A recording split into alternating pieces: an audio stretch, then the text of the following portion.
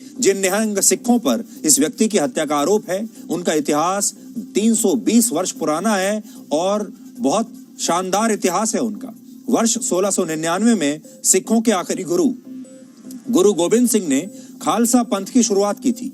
खालसा पंथ के पास दो तरह के सैनिक थे, एक वो जो साधारण कपड़े पहनते थे और दूसरे वो जो नीले रंग के कपड़े पहनते थे। नीले रंग के पोशाक पहनने वालों को ही निहंग कहा गया। कुछ लोग मानते हैं कि निहंग फारसी भाषा का शब्द है जिसका अर्थ होता है मगरमच्छ या तलवार, जबकि कुछ लोग इसकी उत्पत्ति संस्कृत के निशंक शब्द से मानते हैं जिसका मतलब होता है निडर और शुद्ध।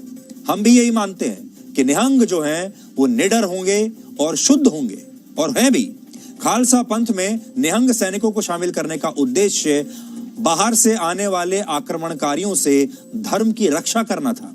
18वीं शताब्दी में जब अफगानिस्तान से आए अहमद शाह अब्दाली ने पंजाब पर कई बार आक्रमण किया तो उसे रोकने में निहंग सिखों की बहुत बड़ी भूमिका थी। निहंग सिख सैनिक बहुत शानदार योद्धा माने जाते हैं और इनके बारे में कई अंग्रेज अफसरों ने भी ये लिखा कि उन्होंने कहीं भी दुनिया में निहंगों से बेहतर तलवारबाज और तीरंदाज नहीं देखे। महाराजा रणजीत सिंह की सेना में भी निहंगों का एक अलग जत्था हुआ करता था जो खतरनाक इस्लामिक आक्रमणकारियों से लड़ने में माहिर था। निहंग सिखों का धार्मिक चिन्ह निशान साहिब भी नीले रंग का होता है, जबकि बाकी के सिख केसरी रंग के निशान साहिब को अपना धार्मिक चिन्ह मानते हैं। लेकिन आज 2021 में सवाल यह है कि जो सेनाएं एक जमाने में धर्म की रक्षा करने के लिए बनाई गई थी, इसलिए बनाई गई थी कि बाहर से आने वाले आक्रमणकारियों को रोका जा सके, आज के दौर में उनका क्या काम बचा है? और अगर ये परंपरा का हिस्सा है तो फिर परंपरा के नाम पर इन्हें इस तरह इसी देश के नागरिकों की कत्लेआम करने की इजाजत कैसे दी जा सकती है?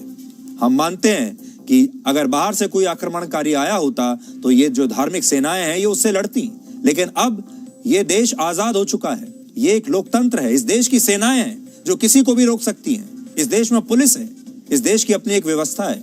ऐसे में इन धार्मिक सेनाओं को यह अधिकार किसने दे दिया कि ये अपने ही लोगों को, इस देश के ही नागरिकों को इस तरह खुलेआम उनकी हत्या करने लगे?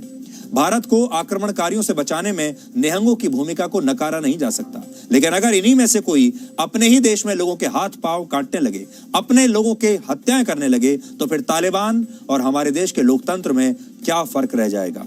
सिंघू बॉर्डर पर जो कुछ हुआ वो ये बताता है कि अब इस आंदोलन को, किसानों के आंदोलन को हिंसक लोगों ने पूरी तरह से अपनी जेब में डाल लिया है। हाईजैक नहीं कर लिया है, ये उनकी जेब में आ गया है। और अब इस आंदोलन में किसी भी किसान की कोई नहीं चल रही। किसानों की इस आंदोलन में अब जगह ही नहीं है, बल्कि यहाँ उन लोगों का कब्जा हो चुका है जो भिंडरावाला जैसे आतंकवादी को अपना आदर्श मानते हैं, जो अब हिंसा के दम पर अपनी शर्तें मनवाना चाहते हैं। इसलिए अब इस आंदोलन को, किसान आंदोलन को समाप्त करने का समय आ चुका है। किसानों को भी इसके बारे में सोचना चाहिए और सरकार को भी अब सख्त कदम उठाते हुए इस आंदोलन को खत्म करवाने की दिशा में आगे बढ़ना चाहिए।